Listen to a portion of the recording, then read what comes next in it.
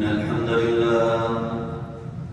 الحمد لله نحمده ونستعينه ونستغفره ونؤمن به ونتوكل عليه ونعوذ بالله من شرور أنفسنا ومن سيئات أعمالنا من يهده الله فلا مضل له ومن يضلله فلا هادي له وأشهد أن لا إله إلا الله وحده لا شريك له وأشهد أن محمدا عبده ورسوله أما بعد فإن خير الحديث كتاب الله وخير الهدي هدي محمد صلى الله عليه وسلم وشر الأمور محدثاتها وكل محدثة بدعة وكل بدعة ضلالة وكل ضلالة في النار أما بعد فأعوذ بالله من الشيطان الرجيم بسم الله الرحمن الرحيم يا أيها الذين آمنوا اتقوا الله حق تقاته ولا تموتن إلا وأنتم مسلمون يا أيها الناس اتقوا ربكم الذي خلقكم من نفس واحدة وخلق منها زوجها وبث منهما رجالا كثيرا ونساء واتقوا الله الذي تساءلون به والأرحام إن الله كان عليكم رقيبا يا أيها الذين آمنوا اتقوا الله وقولوا قولا سديدا يصلح لكم أعمالكم ويغفر لكم ذنوبكم ومن يطع الله ورسوله فقد فاز فوزا عظيما وقال تعالى في مقام آخر وما آتاكم الرسول فخذوه وما نهاكم عنه فانتهوا دین اسلام نے ہماری ہر لحاظ سے تربیت کی ہے اور کسی قسم کی کوئی کمی نہیں چھوڑی اسی لیے اللہ تعالیٰ نے قرآن مجید میں یہ بات ارشاد فرمائی ہے کہ جو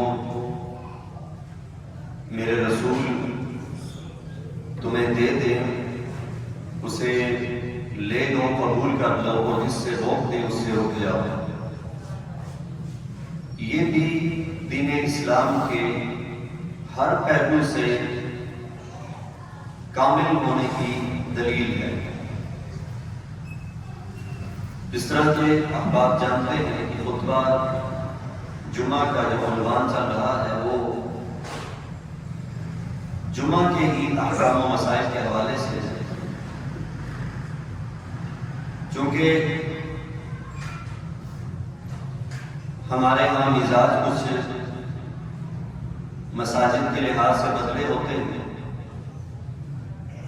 اس لیے مجھے یہ تمام تر احکام و مسائل اور چیزیں بیان کرنے میں ترتیب کو تھوڑا تبدیل کر کے بیان کرنا پڑ رہا ہے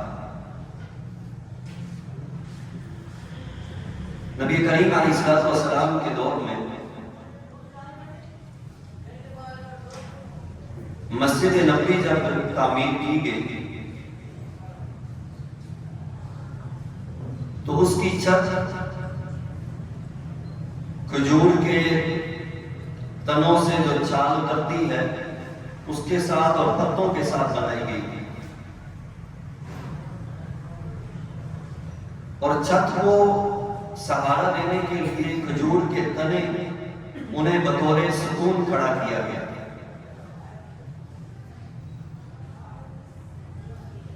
صحابہ بیان کرتے ہیں، عبداللہ بن عمر رضی اللہ عنہما کی روایت ہے، صحیح البخاری کتاب المناقب کے اندر، کہ نبی کریم علیہ السلام جب جمعہ کا خطبہ دیا کرتے یا ویسے بعض نصیحت کرتے تو انہی کھجور کے تنوں میں سے ایک کے ساتھ ٹیک لگا کر یا اس کے ساتھ سہارا لے کر آپ کھڑے ہوتے، اس پر ہاتھ رکھ کے اور خطبہ دیا کرتے ہیں۔ پھر نبی کریم علیہ السلام کے لیے منبر بنا دیا اور حدیث میں آتا ہے کہ آپ کا منبر 3 سیڑھیوں والا تھا۔ منبر بنایا گیا، آپ منبر پر جلوہ افروز ہوئے، خطبہ منبر پر ہونا شروع ہوا۔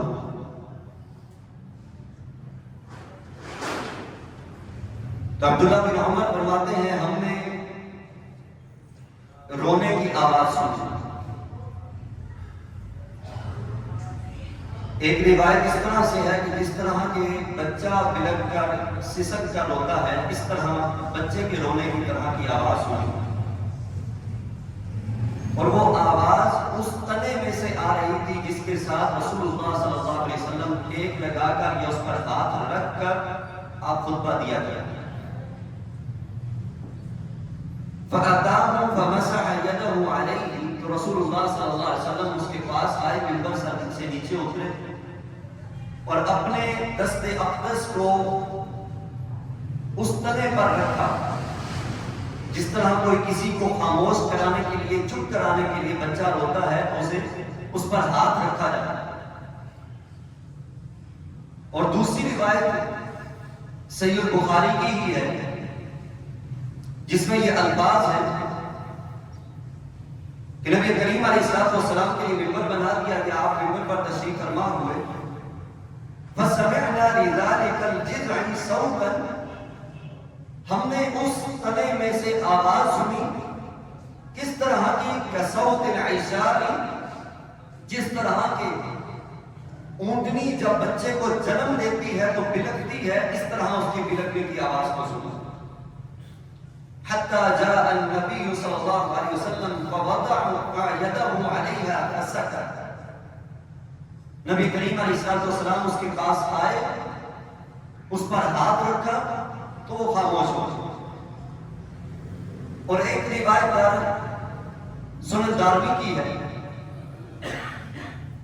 اور اسی طرح 2 اور روایات ہیں جن میں یہ آتا ہے کہ نبی کریم علیہ السلام نے اسے اپنے سینے کے ساتھ رکھا تو وہ خاموش ہو گیا۔ اور آپ علیہ السلام نے فرمایا کہ اگر میں اسے خاموش نہ کراتا، اسے سینے سے نہ لگاتا تو یہ قیامت تک روتا ہے۔ اور سنن دارمی کی روایت کے الفاظ یہ ہے، نبی کریم علیہ السلام نے بعد میں صحابہ کو حکم دیا تو گڑھا کھود کر اس تنے کو وہاں دفن کر دیا۔ اور یہاں پر اسی حدیث کی، انہی احادیث کی روشنی میں حسن بصری رحمہ اللہ فرمایا کرتے تھے کہ مسلمانوں، تمہاری حالت تو اس کھجور کے تنے سے بھی کتنی گئی گزری ہے کہ وہ چند لمحے اور چند قدم کی دوری پر نبی کریم علیہ السلام کی جدائی کو برداشت نہ کر سکا اور بلک بلک کر رونے لگا، اور تمہیں اپنے نبی سے ملنے کی کوئی تڑپ نہیں۔ اگر تمہارے اندر اپنے نبی سے ملنے کی تڑپ ہو، تم وہ کام کرو جو نبی سے ملاقات کا ذریعہ بنے۔ یہ احادیث واضح کرتی ہیں کہ رسول اللہ صلی اللہ علیہ وسلم منبر پر خطبہ دیا کرتے تھے۔ ایک مسئلہ ہمارے ہاں بہت زیادہ ڈسکس بھی ہوتا ہے، سوال بھی ہوتے ہیں کہ امام جب منبر پر آئے تو سلام کرے۔ جابر بن عبداللہ روایت کرتے ہیں، سنن ابن ماجہ کی روایت ہے، حدیث نمبر 1109 ہے، کانا اذا صعد المنبر سلم، نبی کریم علیہ السلام جب منبر پر آتے تو سلام کہتے۔ اب اس میں محققین سلف صالحین کا اختلاف پایا جاتا ہے۔ بعض کہتے ہیں ان روایات، اس کے علاوہ 2-3 اور روایات ہیں کہ ان کی اسناد کمزور ہے، اور بعض کے نزدیک کہ جب ساری روایات کو جمع کر لیا جائے، سب روایات کی اسناد کو جمع کیا جائے تو یہ عمل مستحب بن جاتا ہے۔ تو یاد رکھیے گا، یہ اصول ہے شریعت کا کہ جب مختلف آراء آ جائیں کسی مسئلہ کے بارے میں تو اس کے اندر شدت نہیں اختیار کی جاتی، پھر جسے جو مسئلہ بہتر لگتا ہے وہ اس پر عمل کر سکتا ہے۔ اسی طرح سے یہ جمعے کا مسئلہ ہے کہ یہ بھی ہے کہ اذان کہاں پر دی جائے۔ سعید بن یزید روایت کرتے ہیں کان یؤذن بین یدی رسول اللہ صلی اللہ علیہ وسلم اذا جلس علی المنبر یوم الجمعہ، نبی کریم علیہ السلام کے سامنے جب آپ منبر پر تشریف فرما ہوتے تو آپ کے سامنے اذان کہی جاتی، اور دوسرا علی باب المسجد، یا مسجد کے دروازے پر اذان کہی جاتی۔ وہ ابی بکر و عمر، ابو بکر و عمر کے دور میں بھی ایسا ہی ہوتا رہا۔ پھر حضرت عثمان کا دور آیا، شہریت میں اضافہ ہونے لگا، لوگ بڑھنے لگے، آبادی زیادہ ہونے لگی، تو حضرت عثمان نے شہر کے اس بازار کے اندر بھی اذان پہلے کہنے کا حکم دیا تاکہ لوگوں کو پتا چل جائے کہ جمعے کا وقت قریب ہوا چاہتا ہے۔ اب یہ مسئلہ ہمارے ہاں بڑا پیچیدہ بنا دیا گیا ہے، حالانکہ نہ یہ اس کا ثواب سے تعلق ہے نہ گناہ سے تعلق۔ حضرت عثمان کے دور میں شروع ہوا، بعد میں ختم ہو گیا۔ رسالت امام صلی اللہ علیہ وسلم کے دور میں ابو بکر عمر رضی اللہ عنہما کے ادوار میں اذان اسی وقت دی جاتی تھی جب امام منبر پر آ جاتا۔ حضرت عثمان کی جو اذان دینے کا حکم ملتا ہے کہ شہر کے اندر بازار کے بیچ میں ایک بڑی عمارت پر اذان کہلائی جاتی تھی، اس کی وجہ بھی حدیث میں موجود ہے کہ اس کی وجہ یہ تھی آبادی بڑھ گئی تھی، لوگوں تک آواز پہنچانے کے لیے، پیغام پہنچانے کے لیے وہاں پر پہلے اذان کہی جاتی تھی، بعد میں پھر جو اصل اذان تھی وہ امام کے منبر پر آنے کے بعد کہی جاتی۔ اور یاد رکھیے گا اس کے اندر بھی کوئی حرج نہیں، اگر کوئی 3 اذانیں کہتا ہے تو 3 کہہ سکتا ہے۔ 3 اذانیں کس طرح؟ ایک وہ اذان جو حضرت عثمان رضی اللہ عنہما پہلے کہا کرتے تھے، کہلوایا کرتے۔ دوسری اذان جو خطبہ جمعہ شروع ہونے سے پہلے ہوتی ہے، اور تیسری اذان اقامت کو کہا گیا ہے، یعنی کہ اقامت بھی اذان ہی ہے۔ اور اگلا مسئلہ یہ ہے کہ رسول اللہ صلی اللہ علیہ وسلم خطبہ 2 حصوں میں دیا گیا۔ 2 حصوں میں کس طرح؟ حدیث میں آتا ہے، سنن نبی داؤد کی روایت ہے، حدیث نمبر 1092، کان نبی صلی اللہ علیہ وسلم یخطب خطبتین، نبی کریم علیہ السلام 2 خطبے کہا کرتے تھے۔ کان یجلس اذا صعد المنبر، جب آپ منبر پر آ کر بیٹھتے، اس کے بعد کیا کرتے؟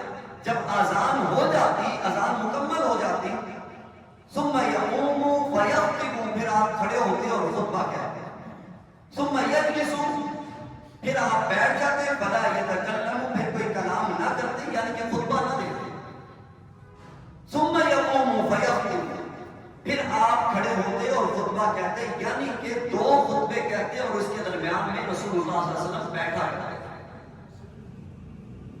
اب 2 خطبے جو ہیں دونوں برابر بھی ہو سکتے ہیں، یعنی کہ پہلے جمعے میں پہلے خطبے میں جتنا وقت لگا ہے اتنا ہی دوسرے خطبے میں لگایا جائے، یا پھر یہ ہو سکتا ہے کہ دونوں میں سے پہلا خطبہ زیادہ طویل ہو، دوسرا تھوڑا سا مختصر ہو، لیکن بیچ میں بیٹھنے کا جو وقت ہے وہ انتہائی انتہائی قلیل ہے، وہ زیادہ نہیں۔ اب یہ مسئلہ بھی آگے چل کے آپ کو بات سمجھ آئے گی کہ ہمارے ہاں اسے بھی بہت زیادہ پیچیدہ بنا دیا۔ حالانکہ حدیث کے اندر اور ایک نہیں بلکہ کئی روایات ہیں جن میں صراحت کے ساتھ ملتا ہے کہ رسول اکرم علیہ السلام خطبہ جمعہ کھڑے ہو کر دیا کرتے۔ اور ایک روایت وہ بھی صحیح مسلم کی ہے، جب اس کے الفاظ آپ سنیں گے تو آپ کو کے رونگٹے کھڑے ہو جائیں گے کہ نبی کریم علیہ السلام کی سنت یہ ہے اور ہمیں کس راستے پر چلایا۔ کعب بن عجرہ بیان کرتے ہیں، ان کے بارے میں آتا ہے کہ یہ صحابی رسول دخل المسجد، مسجد میں داخل ہوئے، وعبد الرحمن ابن ام الحکم یخطب قاعدا، عبد الرحمن بن ام الحکم جو تھے وہ بیٹھ کر خطبہ دے رہے ہیں۔ یہ اس وقت ہر شہر کے جس کا گورنر ہوتے تھے، یہ ان میں سے ایک تھا، اور یہ آپ جانتے ہیں کہ اس وقت حاکم ہی خطبہ جمعہ دیا کرتا۔ یہ آج ہمارے حکمرانوں کی طرح نہیں تھے کہ جنہیں سورہ اخلاص بھی نہیں پڑھ لیا، جنہیں یہ نہیں پتا ہوتا کہ نماز میں ہاتھ اوپر کون سا رکھنا ہے اور نیچے کون سا رکھنا ہے۔ تو جب وہ مسجد میں داخل ہوئے کعب بن عجرہ، تو دیکھا کہ عبد الرحمن جو ہے وہ کیا کر رہے ہیں، منبر پر بیٹھ کر خطبہ جمعہ دے۔ اب الفاظ حدیث کی آپ سنیں، روایت بھی صحیح مسلم کی،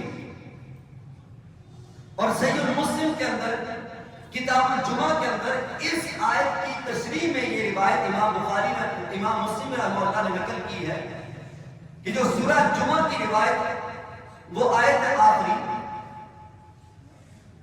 جب وہ داخل ہوئے دیکھا کہ وہ بیٹھ کر خطبہ جمعہ دے رہا ہے تو کہنے لگے انظروا الی ھذا الخبیث، اس خبیث کو دیکھو۔ الفاظ دیکھیں، صحابی رسول خطبہ جمعہ دیا جا رہا ہے، وقت کا اس جگہ کا گورنر ہے، حاکم ہے۔ انظروا الی ھذا الخبیث یخطب قاعدا، اس خبیث کو دیکھو بیٹھ کر خطبہ دے رہا ہے۔ اور آگے کیا فرمایا؟ وقال اللہ تعالی، اللہ تعالیٰ تو یہ بات ارشاد فرماتا ہے وَإِذَا رَأَوْا تِجَارَةً أَوْ لَهْوًا انفَضُّوا إِلَيْهَا وَتَرَكُوكَ قَائِمًا، کہ جب ان لوگوں نے تجارتی قافلہ دیکھا، یہ تجارتی قافلے کی طرف، اس کھیل کود کی طرف بھاگ پڑے، اور اے نبی آپ کو انہوں نے منبر پر کھڑا ہوا چھوڑ دیا۔ اور اسی آیت کی تشریح میں، اس کی شرح میں امام مسلم رحمہ اللہ یہ روایت نقل کرتے ہیں، اور دوسری روایت وہ بھی صحیح مسلم کتاب الجمعہ کی ہے، حدیث نمبر 1997 ہے، جس میں یہ الفاظ ہے، جابر بن سمرہ بیان کرتے ہیں کہ رسول اللہ صلی اللہ علیہ وسلم کان یخطب قائما ثم یجلس، کہ آپ کھڑے ہو کر خطبہ دیتے پھر بیٹھتے، ثم یقوم، پھر آپ کھڑے ہوتے، فیخطب قائما، پھر کھڑے ہو کر خطبہ دیتے، جس ہم پیچھے میں نے روایات بیان کی ہے کہ آپ کا خطبہ 2 حصوں میں ہوا کرتا۔ اور اس کے بعد کیا فرماتے ہیں؟ یہ صحابی رسول ہے جابر بن سمرہ، وہ کیا کہتے ہیں؟ کہتے ہیں فَمَنْ نَبَّأَكَ أَنَّهُ كَانَ يَخْطِبُ جَالِسًا فَقَدْ كَذَبَ، جو بندہ تمہیں یہ بات کہتا ہے کہ محمد رسول اللہ صلی اللہ علیہ وسلم بیٹھ کر خطبہ جمعہ دیا کرتے تھے، وہ جھوٹ بولتا، وہ جھوٹا شخص ہے جو کہتا ہے کہ آمنہ بلال بیٹھ کر خطبہ جمعہ دیا کرتے۔ اور آگے کیا فرمایا؟ کہتے ہیں واللہ، اور اس سے پہلے کہا ہے فقد، واللہ تاکید کی صیغہ ہے، فقد تاکید کے لیے آتا ہے عربی گرامر کے اندر، فقد واللہ تاکید کے صیغے کے ساتھ پھر اللہ کی قسم کھائی، فقد واللہ صلیت معه اکثر من 2000 صلاۃ، میں نے محمد کریم صلی اللہ علیہ وسلم کے ساتھ 2000 سے زیادہ نمازیں پڑھی، 2000 سے زیادہ نمازیں پڑھی، یعنی وہ بتا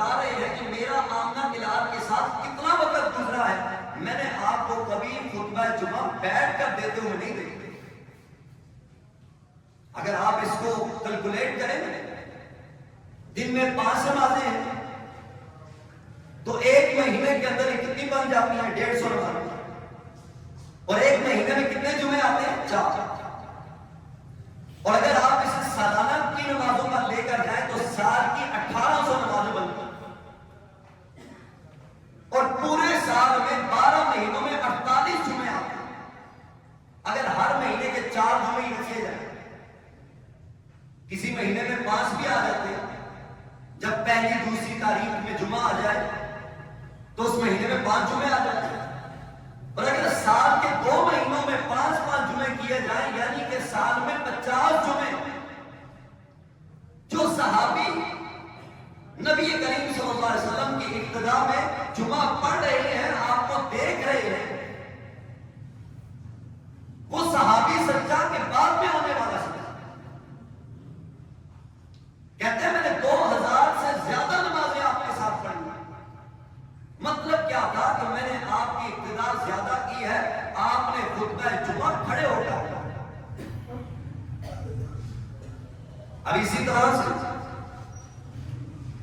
یہ بھی جمعے کے مسائل میں سے ہے.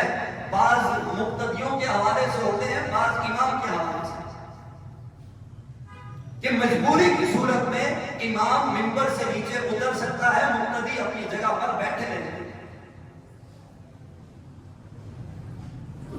روایت آتی ہے سنن نبی داؤد کے اندر، حدیث نمبر 1109 ہے.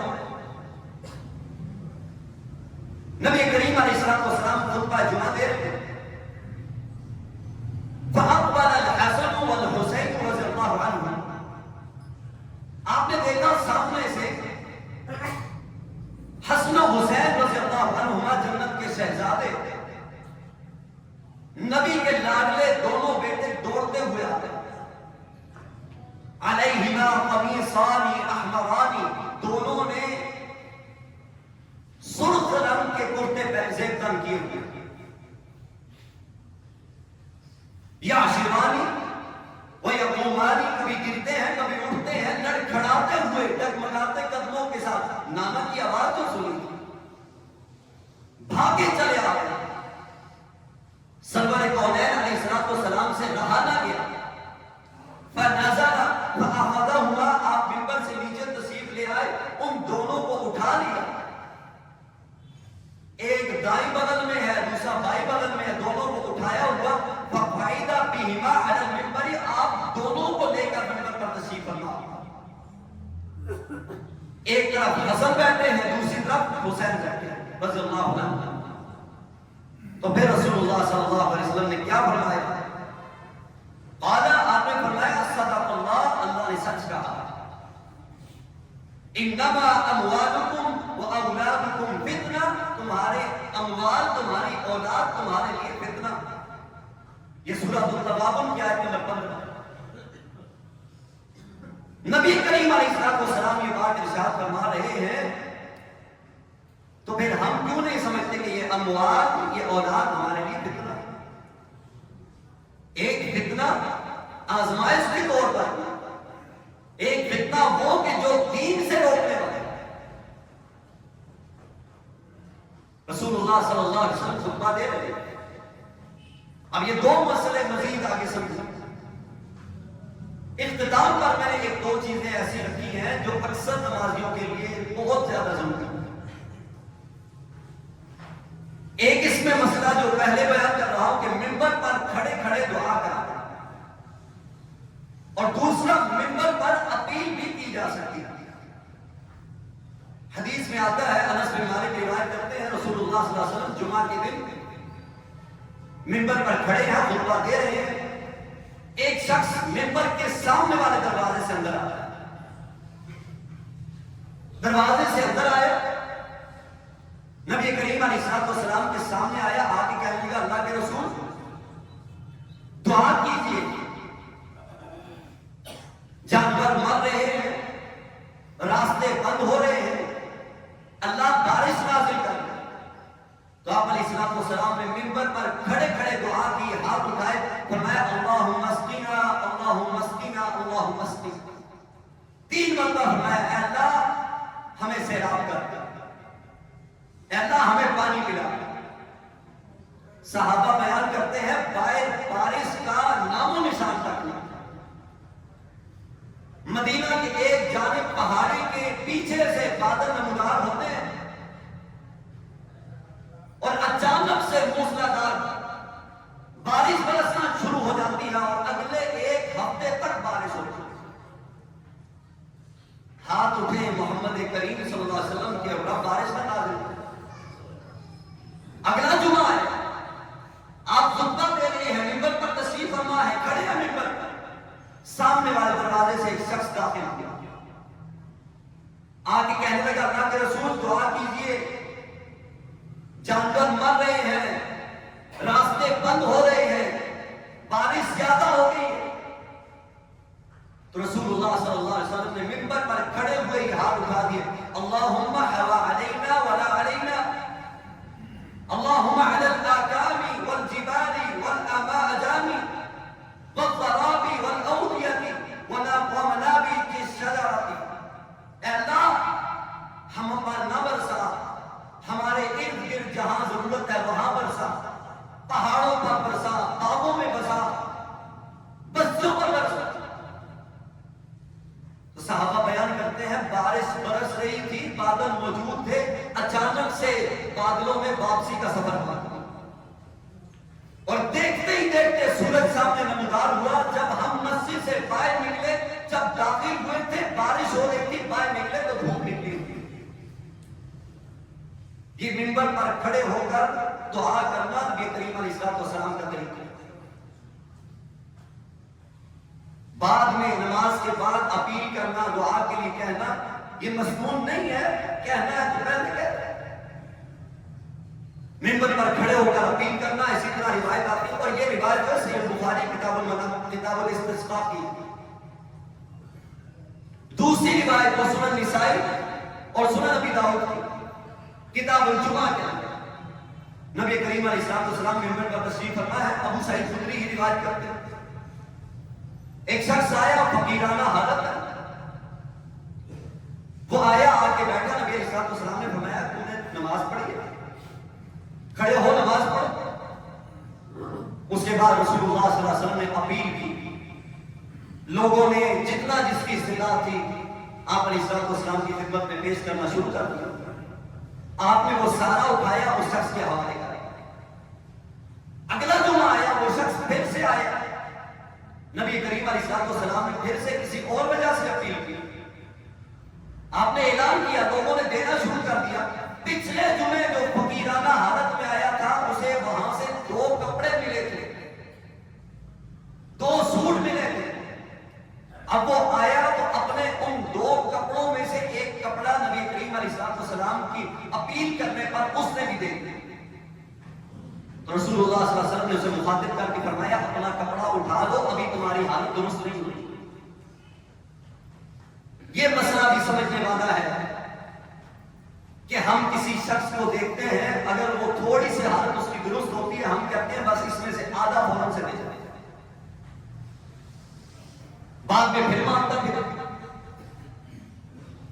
اسی طرح سے رسول اللہ صلی اللہ علیہ وسلم کے خطبے کا انداز کیا تھا، دیکھیں قربان جائے صحابہ کرام پر، آپ کی ایک ایک چیز کو انہوں نے نقل کیا، آپ کا بیٹھنا، اٹھنا، بولنا، یہی صحابہ بیان کرتے ہیں۔ آپ اتنے نرمی کے ساتھ بولا کرتے تھے، اتنے جامع کلمات کے ساتھ، اور وہی صحابہ بیان کرتے ہیں۔ عبداللہ بن جابر بن عبداللہ کہتے ہیں، صحیح مسلم کتاب الجمعہ، سنن نسائی کتاب الصلاۃ العیدین، وہ کہتے ہیں کہ نبی کریم علیہ السلام کے خطبے کا انداز کیا تھا، اذا خطب احمرت عیناہ، آپ جب خطبہ دیا کرتے آپ کی آنکھیں سرخ ہو جایا کرتی، اور آگے فرماتے وہ اعلیٰ صوتہ، اور آپ کی آواز بلند ہو جایا کرتی، وہ اعلیٰ صوتہ، آپ کی آواز بلند ہو جایا کرتی، وہ اشتد غضبہ، اور آپ غصے کے ساتھ مخاطب کیا کرتے تھے۔ آج جو ہم ہر اہل غیرے کی باتوں میں آ جاتے ہیں، یہ خطبہ جمعہ میں چیخنا چلانا کیسا، یہ چیخ چیخ کے باتیں کیوں کی جاتی ہے، چیخ چیخ کے قرآن کے آیات اور حدیث کیوں بیان کی جاتی ہے، جاؤ محمد کریم علیہ السلام سے پوچھو کہ کیوں ایسا کرتے ہیں. بات کرنے سے پہلے سوچتے بھی نہیں ہے کہ ضرب کہاں پہ جا کے لگے. اور اگلا جملہ سنیے، کہتے ہیں حتیٰ کأنہ منذر جیش، گویا کہ آپ ہمیں کسی لشکر سے ڈرا رہے ہیں کہ ابھی صبح یا شام کو تم پر حملہ کر دے. آپ اس طرح سے خطبہ دیا گیا، آنکھیں سرخ ہو جایا کرتی تھی، آواز بلند ہو جایا کرتی، غصے کی حالت میں آپ خطبہ دیا گیا. یہ سنت ہے، یہ خطبے کا انداز ہے خطبہ جمعہ.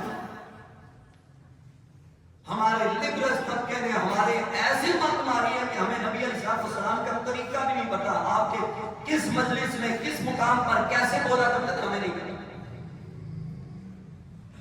ایسی ذرا دونوں نے لگا دی. اب آئیے جو مسئلہ میں نے کہا تھا کہ اختتام پر اس کو رکھوں گا کہ اکثر نمازی یہ کام کرتے ہیں. یہ ادب احترام، یہ طور طریقے آمنہ کے لال علیہ السلام نے سکھائے ہیں. اول وقت میں آئے، پہلے آئے، اگلی جگہوں کو، اگلی صفوں کو پر کریں. حدیث میں آتا ہے، صحابہ بیان کرتے ہیں، ہم جب اذان ہو جایا کرتی تھی، اذان ہونے کے بعد ہم فوراً سے رسول اللہ صلی اللہ علیہ وسلم کی طرف رخ کر کے صفوں کے اندر ہی بیٹھے ہوا کرتے. جس طرح صفیں بنائی جاتی ہیں، ہم صفوں میں ہوتے اپنا رخ رسول اللہ صلی اللہ علیہ وسلم کی طرف کر دیا کرتے اور غور سے خطبہ سنا کرتے. اگلی صفوں کو مکمل کر لیتے، پھر پیچھے لوگ آتے، پیچھے بیٹھتے جاتے. آپ خطبہ دے رہے ہیں. عبداللہ بن بصر روایت کرتے ہیں، کنت جالسا الی جانبہ یوم الجمعہ، میں نبی کریم علیہ السلام کے ایک طرف جمعے کے دن بیٹھا ہوا.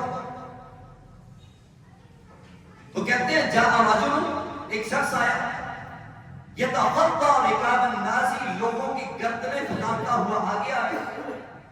فقال له رسول اللہ صلی اللہ علیہ وسلم، اس شخص سے اللہ کے رسول علیہ السلام نے فرمایا اجلس، بیٹھ جا. ڈانٹتے ہوئے آپ نے فرمایا اجلس. اور پھر کیا فرمایا؟ فقد اذیت، تم نے لوگوں کو تکلیف دی. پہلے آئے، اگلی صفوں میں بیٹھنے کا شوق ہے تو پہلے آئے. اس میں دو تین باتیں سمجھ لیں. پہلے آنے والے لوگوں کا کام ہے پیچھے دور دور ہو کے نہ بیٹھنے، اگلی جگہ کو پر کر. اگر وہ آگے جگہ خالی چھوڑ دیتے ہیں، بہت ساری جگہ خالی ہے، پیچھے سے آنے والا آگے آتا ہے، تو پھر پہلے بیٹھنے والوں کا قصور. لیکن بعد میں آنے والا دیر سے آیا ہے، پھر گردنیں پھلان کے آتا ہے. رسول اللہ صلی اللہ علیہ وسلم نے جھڑک دیا تھا کہ یہ کام نہیں کرنا. ہمارے ہاں یہی کام ہوتا ہے، ایک تو دیر سے آتا ہے، دوسرا گردنیں پھلان پھلان کے آگے. ایک تو مجلس کی آداب کے خلاف ہے، کیوں منع کیا؟ دوسرا لوگوں کے متعلق ہے کہ یہ لوگ جو بیٹھے ہوئے ہیں ان کا حق بھی مارا جاتا ہے اور پھر ان کی توہین بھی ہوتی ہے. میں نے جس آغاز میں کہا، اسلام وہ دین ہے جس میں لمحے لمحے پر ہماری رہنمائی ہوئی. دیکھیں کسی شخص کے اوپر سے آپ گزریں گے، اسے سائڈ پہ کر کے رستہ دو بھائی میں نے آگے جانا، اسے برا لگے گا. اسلام نے اس کا بھی خیال نہیں. اس لیے میں جو گزارشات پچھلے 3 جمعہ 4 سے کرتا آ رہا ہوں کہ آئے پہلے جمعہ، یہ ایک نعمت ہے، ایک انعام ہے اللہ کی طرف سے. ہم اختتام پر بھاگے بھاگے چلے آتے ہیں، ہم سے اپنا کام نہیں چھوڑا جاتا، اپنا کاروبار نہیں چھوڑا جاتا. نہ جانے ہمارے دل کے اندر کیسی محبت اللہ اور اس کے رسول کے لیے. آج تک مجھے نہیں سمجھ آئی یہ کیسی محبت ہے کہ جو ہمیں پہلے مسجد میں نہیں لے کے آتی. میں نے کہا ایک شخص مجبور ہے، نوکری کرتا ہے، وہاں سے چھٹی ایسے ٹائم پہ ہوتی ہے، سکول کالج میں پڑھنے والا طالب علم، کوئی اور چلی ادھر ہے. اللہ سے دعا کریں اللہ ہم سب کو سمجھنے کی، عمل کرنے کی توفیق عطا فرمائے. آدم علمی واللہ اعلم بالصواب.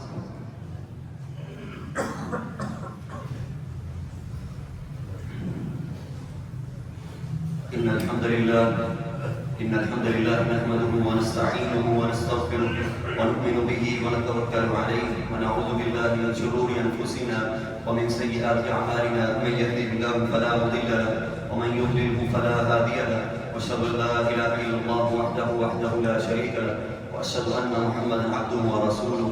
احباب سے میری یہ بھرپور اپیل ہے، گزارش ہے کہ عذرائے کرم وقت پر آیا کریں. یہ روایات، یہ احادیث آپ کے کام آنے والی ہیں. یہ جو کام ابھی آخر میں جو حدیث میں نے بیان کی ہے، اگر اس کو میں شروع میں رکھتا اپنی ترتیب کے حساب سے رکھتا تو ابھی آپ کے پاس میں نے بتایا، کل پچھلے جمعے میں نے بتایا تھا، آج کے جمعے کی آغاز میں بھی کہ میں نے ترتیب ساری چینج کر کے بیان کر رہا ہوں کہ جو زیادہ خطرناک کام جو ہم کرتے ہیں وہ تو ہم تک پہنچے. تاخیر نہ کیا کریں، وقت پر آیا کریں. رسول اللہ صلی اللہ علیہ وسلم کے دور میں کیا ہوتا تھا، یہاں پہ یہ بات کر کے بات ختم کرتا ہوں. صحابہ کہتے ہیں نبی کریم علیہ السلام کے آنے سے پہلے ہم مسجد کے اندر موجود ہوا کرتے. مسجد بھری ہوتی تھی، جمعے کے وقت بھی، نمازوں کے وقت، عام نمازوں کے وقت. اور یہاں پر کئی مساجد میں ایسا ہوتا ہے کہ کئی مساجد میں ایسا بھی ہوتا ہے امام کو انتظار کرنا پڑتا ہے کہ مقتدی آئے تو نماز شروع کریں. یہ ہماری حالت ہے، یہ ہمارے دین کے ساتھ محبت ہے. اور پھر ہم کہتے ہیں کہ اللہ تعالیٰ کی کرم نوازیاں نہیں نازل ہوتی ہیں، اللہ کی طرف سے کوئی رحمت نہیں نازل ہوتی. رحمت کی طرف لپکتے نہیں ہیں، رحمت کی طرف بھاگتے نہیں ہیں تو رحمتیں ایسے نہیں ملا کرتی ہیں. اللہ سے دعا ہے اللہ ہم سب کے خطاؤں کو معاف فرمائے، اللہ ہم سب کے خطاؤں کو معاف فرمائے، ہم سب پر اپنی رحمتوں کا نزول فرمائے. اللہ ہم سب گنہگار خطاکار ہیں، ہم سب کو معاف فرما، ہمارے درجات کو بلند فرما، ہماری نیکیوں کو قبول فرما، کل قیامت کے دن سرخروب فرما. نبی کریم صلی اللہ علیہ وسلم کے ہاتھ سے جام کوثر پینا نصیب فرما، آپ کے ساتھ جنت کا داخلہ نصیب فرما. حضرات صحابہ کرام اور اہل بیت کے ساتھ ہمیں جنت کا داخلہ نصیب فرما. اللہ کل قیامت کے دن اپنے عذاب سے بچا، اپنے عذاب سے محفوظ فرما، جنت کا داخلہ سلامتی کے ساتھ نصیب فرما. ہماری جس طرح کی بھی نیک خواہشات ہیں، چھوٹی ہیں بڑی ہیں، اللہ تیری نظر میں اگر وہ ہمارے حق میں ہیں تو انہیں قبول فرما، انہیں پورا فرما. اگر ہمارے حق میں نہیں ہے تو اے اللہ ہمیں اس کے بدلے میں اس سے بہتر عطا فرما. سبحان ربک رب العزت عما یصفون وسلام علی المرسلین والحمد للہ رب العالمین.